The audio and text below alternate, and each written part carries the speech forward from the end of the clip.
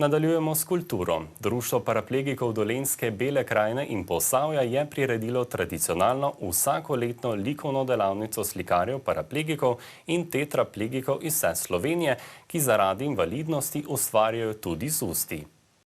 Za številne je pobeg v svet umetnosti najboljše zdravilo za mnoge izzive življenja. Jaz imam več teh panog svojih,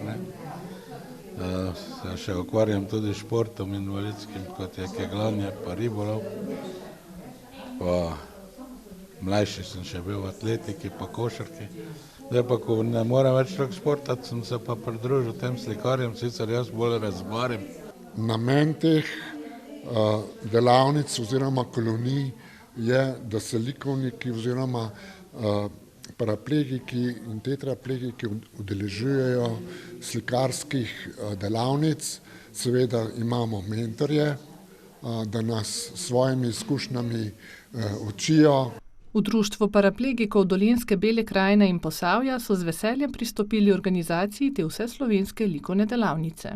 Namen je druženje in izmenjava izkušenj in marsikaj se naučimo eno druga, poslušamo se in premagujemo težave, ki jih imamo vsak dan.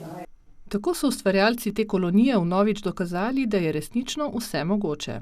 Z likovnostjo se ukvarjam, bom rekel, čistko iz enega navdiha ali pa me enostavno sprošča.